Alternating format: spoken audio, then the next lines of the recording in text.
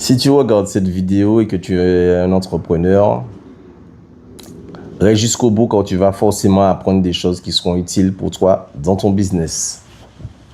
Alors aujourd'hui, j'ai envie de te parler de quelque chose auquel on ne pense pas forcément lorsqu'on est entrepreneur. C'est de te poser la question que si tu dois t'absenter pendant 30 jours pour une raison quelconque, pour un problème de santé ou même pour prendre des vacances, si tu en as l'occasion, si tu en as besoin, qu'est-ce qui se passe dans ton business? Si demain je te dis, il faut que tu portes un mois, car j'ai une opportunité pour toi à l'étranger, laisse ton activité et viens me rejoindre, la question que j'ai envie de te poser aujourd'hui, c'est est-ce que ton activité, tu la mets en pause, en stand-by pendant ton absence de 30 jours, ou tu seras en capacité de pouvoir faire ton activité, prospérer et fonctionner en ton absence? C'est ce qu'on va essayer de voir aujourd'hui. Et donc moi, la question que je te pose maintenant, c'est si tu dois partir demain, qu'est-ce qui se passe pour ton entreprise? Est-ce que tu la fermes momentanément? Est-ce qu'elle ne fonctionne plus en ton absence? Ou est-ce que tu as prévu de mettre des choses en place pour pouvoir rendre ça un peu plus opérationnel? Donc moi, je remarque qu'il y a plusieurs causes qui font que ton business dépend énormément de toi. Et on va essayer de voir ça ensemble et tu me diras si toi, tu fais partie de ces cas-là. Et si ce n'est pas le cas, tu peux me laisser en commentaire qu'est-ce que toi, tu as fait de ton côté pour pouvoir automatiser ça et structurer ça. Alors souvent, j'ai remarqué quelque chose, c'est que je parle à mes frères entrepreneurs, mes frères et sœurs entrepreneurs, c'est que on vend un service ou un produit, on a une offre, on cherche des clients. C'est bien. Le souci, c'est que maintenant qu'on a le client, toutes les informations, toutes nos données sont ici, là, dans la tête. On n'a absolument rien automatisé. Et quand je dis automatisé, je parle de process. On n'a même pas processé au moins nos messages d'échange avec le client. Je m'explique. Tu as un client qui te demande un devis. Tu dois écrire à chaque demande de client un message. Tu dois réfléchir à qu'est-ce que tu vas dire au client. Qu'est-ce que je veux dire à ce client. Donc, imagine si tu as 5 messages par jour. Tu dois réfléchir 5 fois à qu'est-ce que tu vas dire à un client. Alors que tu aurais très bien pu faire quelque chose de très simple. Et là, je te partage quelque chose qui va forcément t'aider. Qui est tout bête, mais que je sais qu'il y en a plein qui ne le font pas. Et ça, c'est une erreur grave. C'est d'avoir un message prêt à copier-coller que tu peux envoyer directement à ton client. Ça, c'est hyper simple à mettre en place. Tu peux le faire toi-même, puisque c'est ton activité, comme tu peux le faire avec ChatGPT. Tu vas sur ChatGPT, tu lui demandes un prompt. Voilà, j'ai telle activité, voici ce que je propose comme service, ce que je vends comme produit. Fais-moi un texte professionnel à envoyer à mes clients à chaque demande de devis. En 30 secondes, tu as un message qui t'a créé, que toi, tu pourras faire copier-coller. Et quand tu veux conserver ce message-là, soit tu l'envoies dans un WhatsApp, tu peux le partager avec ta compagne, ton frère, ta soeur, peu importe, ou tu peux le mettre dans un Google Doc, un Google Sheet, et le document, il est là, il ne bouge pas. Dès que tu en as besoin, tu fais copier-coller, et à ce moment-là, tu délivres ce message-là à ton client. Tu vas gagner un gain fou à faire ça, parce que pour moi, ça, c'est quelque chose pour laquelle tu n'as pas de temps à perdre. Normalement, tu sais que tu auras des demandes de devis, tu sais qu'il y a des questions régulièrement qui reviennent. Tu dois avoir déjà des réponses copier-coller, prêt à être copier-coller et à transmettre. Si à chaque question, tu dois prendre le temps de réfléchir à ce que tu vas dire à un client, tu perds énormément de temps. Pour moi, ça, c'est une grosse erreur. Autre chose. Donc, on voit ensemble le fait que tu dois répondre aux clients. Mais maintenant, j'ai envie de te dire, comment faire pour avoir le client? Donc, ton système d'acquisition, comment tu fais pour avoir des clients? Est-ce que tu fonctionnes au bouche à oreille? Est-ce que tu espères que ton entourage parle de ce que tu fais et que te ramène des clients? Est-ce que tu as réellement pensé à automatiser ton système d'acquisition en ton absence, puisque c'est le but de la vidéo? Alors pour moi, si tu n'as pas fait ça, c'est une grosse erreur, parce que tu dépends, c'est trop aléatoire, ton activité elle est trop aléatoire, elle dépend trop de ton entourage ou j'ai envie de te dire de la chance. Hein. C'est ça pour moi, c'est là tu as misé sur la chance. Donc, si tu es sur un mois où tu as de la chance, les affaires tournent bien. Si tu es sur un mois où ça s'est essoufflé, tu n'as pas de clients, tu es à zéro. Et ça, c'est une erreur. Alors que tu aurais pu mettre un système d'acquisition en place qui te permet de ramener des clients. Mais ça, on va voir ça dans les solutions que je vais t'apporter, qui vont t'aider à trouver un système d'acquisition automatique, même en ton absence. Autre chose que tu fais qui est une erreur grave pour moi, c'est que tes offres ne sont pas structurées. Je m'explique. Tu vends un service ou un produit, tu connais tes prix de tête, ok? Mais pareil que pour ta façon de répondre aux clients, tu n'as rien automatisé, tu n'as pas de process. Qui veut dire qu'à chaque demande précise, tu ne sais pas quelle offre correspond à ton client. Alors que normalement, ton offre doit être structurée afin de savoir, que ton client puisse savoir directement ce qui lui convient. Je prends mon exemple qui est dans le service d'enlèvement d'encombrants. J'ai une société d'enlèvement d'encombrants. J'ai 3 offres qui concernent les enlèvements d'encombrants qui sont calculées sur le cubage. Forcément, puisque c'est une activité où je retire des encombrants, donc le prix est déterminé par le volume des choses à jeter en déchetterie. Globalement, c'est ça. Donc, j'ai 3 offres structurées, qui est une offre de 6 mètres cubes, une offre de 10 mètres cubes et une offre de 15 mètres cubes. Est-ce que tu comprends un peu l'idée? Ce qui veut dire que si le client ne sait pas, soit moi j'ai un message qui est déjà prédéfini, je lui demande de me faire des photos, des vidéos, ça me permet moi de faire un calcul volumétrique sur ce que je vois. Soit lui, il fait son calcul, il connaissait son volume et il sait qu'il a la possibilité d'avoir une offre à 6 mètres cubes, une offre à 10 mètres cubes, une offre à 15 mètres cubes. C'est ce qu'il faut que tu fasses. Il faut que tu aies déjà des offres bien structurées, qui sont déjà établies, que ton client peut déjà se retrouver. S'il a une question, il peut venir vers toi, effectivement. S'il veut quelque chose de plus personnalisé, mais au moins ton offre est structurée. Il sait à quoi s'attendre. Parce que si tu dois t'adapter à chaque client, créer une offre à chaque client, soit tu as délégué ça à quelqu'un qui est un commercial de ta boîte ou une secrétaire, je ne sais pas, mais quelqu'un qui est chargé de faire ça. Et même cette personne-là, pour moi, si tu es un salarié, tu lui fais perdre énormément de temps. Alors que tu aurais très bien pu structurer ton offre, ça te prend quelques minutes. Tu peux très bien le faire avec ChatGPT aussi, puisqu'ils font aussi des images. Tu prends ton abonnement à 20 €. Tu dis voilà, tu lui donnes un texte. Tu dis voilà, je vais aimer avoir une offre de 3 offres, une offre structurée avec ces 3 prix. Et tu lui dis de créer une offre pour toi. Et lui va te sortir une image toute faite avec tes 3 offres que tu pourras mettre en contenu, tu pourras repartager à tes clients quand ils font une demande de devis. Ça, c'est un gain de temps qui est fou. Il faut que lorsque tu as une activité, que tu sois auto-entrepreneur en société, que tu puisses avoir des process simples, prêts à être copiés et copier-coller pour transmettre ça à tes clients. Ça va te faire gagner un temps fou. Et ne pas le faire pour moi, c'est extrêmement dangereux. Je m'explique pourquoi. Depuis quelques temps, on entend de plus en plus parler de ce qu'on appelle les burn-out. Le burn-out qui est un trop-plein face à une situation que tu as accumulé. Souvent, on entend le burn-out dans le monde du travail, puisque les gens travaillent, ils accumulent stress. Voilà, la façon dont la société nous traite, la dureté du travail, d'être toujours connecté, ne pas avoir le temps pour soi, qu'on a des enfants, on a une famille, on est toujours sollicité. Énormément de choses qui nous font, qui nous chargent émotionnellement. Et donc, à un moment, arrive le fameux burn-out. Donc, c'est la raison pour laquelle il faut que tu puisses automatiser ce que tu fais. Ça va te permettre de gagner du temps, donc de conserver de l'énergie, donc de t'éloigner un maximum de ce qu'on appelle le burn-out. Fais très attention à ça parce que de plus en plus jeune, j'entends qu'il y a des gens qui sont en burn-out parce qu'ils ont une charge de travail. Et quelque chose qui est très difficile avec le burn-out, c'est que quand tu fais le burn-out, c'est quelque chose, mais par contre, pour revenir à toi et retrouver de bonnes sensations, ça peut prendre des mois, des années. Parce que tu vas devoir faire une réinitialisation, une remise à zéro de ton cerveau, de ton corps, de ton âme, tout ce que tu veux. Et ça peut prendre du temps. Parce que quand tu es en burn-out, c'est-à-dire que si tu es passé en phase burn-out, c'est que tu as tellement accumulé que tu as craqué. Et après, pour revenir à zéro, c'est très compliqué, ça prend du temps. Donc, fais attention à ça parce que ça peut, toi, très bien te détruire sur le plan entrepreneuriat et te faire fermer, mettre la clé sous le paillasson. Autre chose, la stagnation. Quand tu ne mets pas de process en place, tu vas stagner. Sûr et certain. Imaginons que tu dois avoir 10 à 15 clients par mois. C'est tout ce que tu pourras faire. Tu ne pourras pas délivrer plus de clients parce que ton système ne te permet pas d'aller chercher plus de clients. Puisque tu as une méthode qui est, entre guillemets, assez archaïque, qui te fait perdre du temps et qui ne te permet pas d'automatiser. Donc, tu auras tes 10-15 clients par mois. Imaginons que tu es revenu de 1 200 €.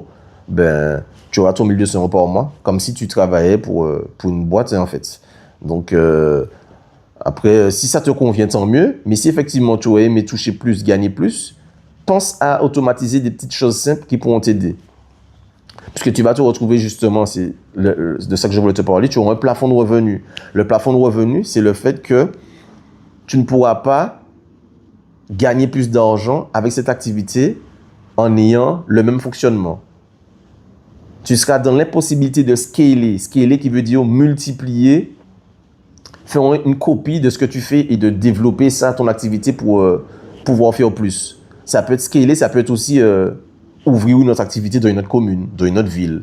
Mais si tu n'arrives pas déjà à automatiser là où ce que tu fais, ce sera impossible pour toi de penser à scaler et donc à multiplier les choses.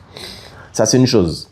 Donc maintenant qu'on a vu tous les problèmes, la dangerosité qu'il y a dans le fait de ne pas automatiser, les causes de ton manque d'automatisation et le fait que tu ne puisses pas t'absenter si tu as un souci quelconque ou si tu dois voyager, là, on va parler des solutions concrètes à mettre en place qui pourront t'aider dès aujourd'hui.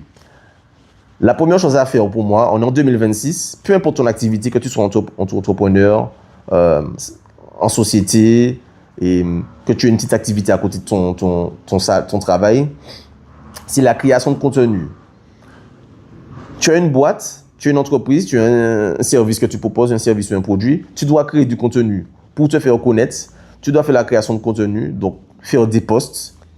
Si tu n'es pas à l'aise dans le fait de te mettre face caméra et de te montrer, tu peux très bien le faire différemment. Tu peux montrer ce que tu fais, avec une voix, on entend ta voix, mais on ne te voit pas. Voici ce que je vends, etc. Mais en tout cas, il faut que tu fasses du contenu organique. Organique qui veut dire que tous les jours, tous les 2 jours, tu puisses faire un petit post sur Instagram, Facebook. Et de toute façon, ces entreprises-là fonctionnent ensemble. Facebook, Instagram, WhatsApp, c'est Meta. Si je ne dis pas de bêtises, c'est Zuckerberg. Donc, c'est la même boîte. C'est ça qui est super intéressant avec ça. Tu crées ton compte Facebook, Instagram. Et à ce moment-là, tu fais tes posts de façon organique. Et il y a quelque chose qui s'appelle le SEO, que tu as sûrement déjà entendu parler, qui est le référencement naturel. Imaginons, je prends mon exemple, je suis dans l'enlèvement d'encombrants. Si mes concurrents, eux, ne font pas de création de contenu, quelqu'un qui tape sur Google enlèvement d'encombrants en Martinique, puisque je suis en Martinique, va automatiquement me trouver avant ces concurrents-là parce que je fais de la création de contenu. Je fais des posts tous les jours et donc forcément, l'algorithme va me mettre en avant parce qu'il va me reconnaître, il va reconnaître mon activité. Et donc, quand les gens vont taper ça dans les moteurs de recherche, il va me mettre en avant. C'est pour ça que c'est très puissant de faire ça. Et pour moi, c'est une erreur grave si en 2026, quelqu'un lance une activité, il n'a même pas un Facebook ou un Instagram. Pour moi, c'est quasi impossible. C'est vraiment, vraiment, vraiment une très grosse erreur. Deuxième chose, ce qu'on appelle les ads. Les ads qui sont les publicités, qui veut dire le montant que tu vas mettre pour que, imagine que tu as un post qui fonctionne mieux que les autres parce que les gens aiment ce que tu vends, etc. Tu choisis ce post-là et tu le mets en ads, ce qui veut dire que tu vas payer de la publicité pour que plusieurs personnes voient cette publicité-là. C'est super intéressant. Personnellement, actuellement, j'ai 2 ads qui tournent sur 2 contenus à moi. Donc, j'ai choisi 2 posts que j'ai faits il y a déjà quelques mois. Et ces 2 posts-là, je les ai mis en ads à 4 € par jour. Tu n'as pas besoin de mettre des gros montants. Ça aussi, c'est quelque chose. Très souvent, j'ai remarqué que les gens, quand ils commencent la publicité, ils veulent mettre 10, 15 € par jour. Et après 3, 4 jours, si ça ne marche pas, ils coupent la pub. Il vaut mieux commencer avec un petit montant et laisser ta pub tourner en illimité. Personnellement, j'ai une pub qui tourne à 4 € par jour. J'en ai 2, donc 8 € par jour. Et c'est des pubs qui tournent en illimité. Ce qui veut dire que sur un mois, ça me fait environ 240 €. Et tu imagines bien que ces 240 € là, si ça ne me rapporte ne serait-ce que 20 clients par mois, sur les 2 premiers clients, j'ai déjà mon budget pub qui est payé. Donc, tout le reste, c'est de l'argent qui va dans ta poche ou que tu peux, en tout cas, c'est de la marge que tu pourras gagner, travailler, redistribuer à tes salariés comme tu veux. Très important de faire ça pour les ads. Autre chose, les partenariats, très important les partenariats. Ça, j'ai pris du temps à comprendre ça. Là, j'essaie de m'y mettre un peu. Je donne un exemple clair pour mieux illustrer. Aujourd'hui, j'ai fait un enlèvement d'encombrants par rapport à un élagueur. Je fais des enlèvements d'encombrants, comme je vous ai dit, et j'ai une société d'élagage qui m'a mis en relation avec son client. Pourquoi? Parce que lui, il fait de l'élagage, mais il ne jette pas les branches qu'il coupe. Donc, il a besoin, si le client lui demande, oui, mais est-ce que vous ne transportez pas les branches après? Il dit non, par contre, j'ai un partenaire qui le fait. Donc, à ce moment-là, tu peux très bien, toi, si tu cherches des partenariats selon ton activité, comprendre qui à qui ta solution, ton service, ton produit peut être utile.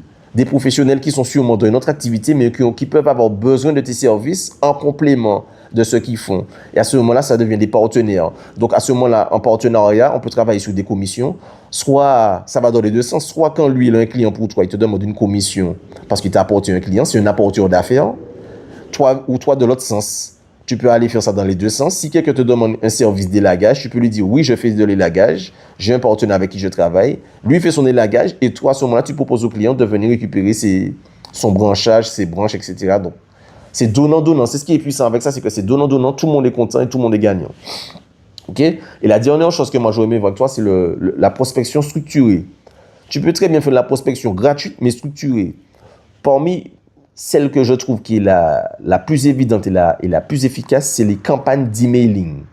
Donc, la prospection par l'email, c'est très important. Imagine que tu es dans une activité, je prends mon cas, je suis dans les enlèvements d'encombrants. Je peux contacter toutes les entreprises qui peuvent avoir besoin de mes services, les agents immobiliers. Pourquoi? Parce que très souvent, les agents immobiliers, quand ils rachètent des maisons, souvent les anciens propriétaires ont laissé pas mal de choses dans la maison. Ça peut être aussi des déchets verts, des arbres qu'ils ont fait élaguer. Ça peut être aussi des vieux frigos, des jouets pour enfants qui ne se sont jamais souciés de jeter. Et à ce moment-là, ces agents immobiliers-là, peuvent avoir besoin de tes services. Et de toute façon, en général, qui dit agence immobilière, ce n'est pas des sociétés qui ont des problèmes pour payer. Donc, tu peux mettre ton prix, ça va. On parle d'une maison. Une maison, en général, tourne autour de 100 000 euros. Donc, si tu mets un devis à 400 euros pour jeter quelques effets dans la maison, tu imagines bien que ces 400 euros-là, ce n'est pas une grosse charge financière pour eux. Très important. Donc, j'espère que tout ce que je t'ai dit va t'aider et que tu pourras le mettre en place. Alors, pour revenir à ce que je te disais, si tu es absent pendant 30 jours, que se passe-t-il pour ton activité? Est-ce qu'elle ferme? Est-ce que tu as pensé à déléguer? Très important aussi, le fait de pouvoir déléguer. J'ouvre cette parenthèse-là. Alors, si tu es en capacité maintenant de déléguer parce que ça fait quelques années que ton entreprise tourne bien, délègue. Si tu dois partir en vacances à l'étranger pour saisir notre opportunité, délègue. Personnellement, moi, j'étais au Maroc le mois dernier pour la Cannes 2025. J'ai délégué mon entreprise à mon binôme. Je travaille avec un binôme depuis quelques temps qui travaille avec moi. Je lui ai délégué ça parce que je lui fais confiance. Donc, je lui donne la responsabilité en mon absence de gérer les clients, etc. Par contre, j'ai décidé, comme c'est mon numéro professionnel qui est lié à la pub, c'est moi qui recevais les messages, c'est moi qui préparais les devis et c'est lui qui allait sur le terrain. Mais j'aurais pu très bien aussi lui laisser le téléphone, lui faire gérer tout l'aspect pub, etc.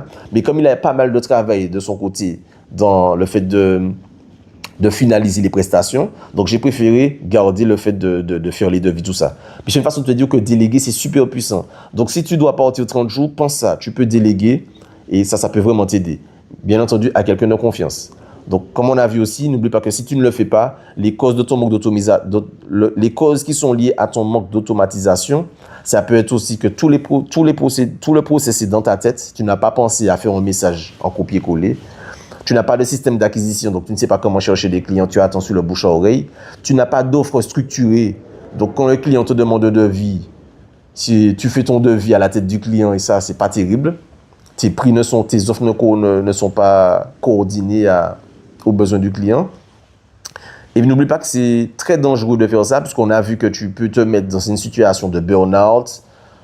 Et ça, c'est très dangereux pour ta santé. Ton entreprise risque de rentrer en stagnation, ce qui veut dire qu'elle ne fait pas moins, mais ne fait pas plus. Donc, tu connais ce qu'on appelle le plafond de revenus.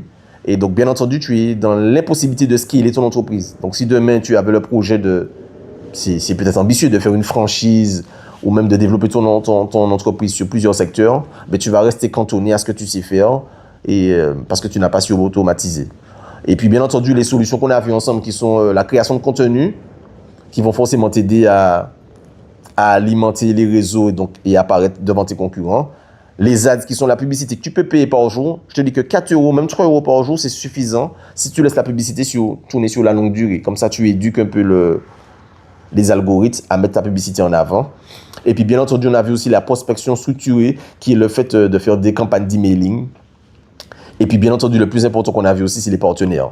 Cherche des partenaires et tu verras l'utilité d'avoir des partenaires qui ont besoin de tes services. Et c'est donnant-donnant, tu peux aussi avoir besoin d'eux. Donc, c'est une bonne façon de travailler. J'espère que cette vidéo va t'aider. si tu es entrepreneur, et même si tu ne l'es pas encore, n'hésite pas à mettre un petit pouce bleu si tu apprécies le contenu. Moi, c'est Jonathan Lucide. Je partage une vidéo chaque semaine et j'essaie d'aider les entrepreneurs à atteindre leurs objectifs.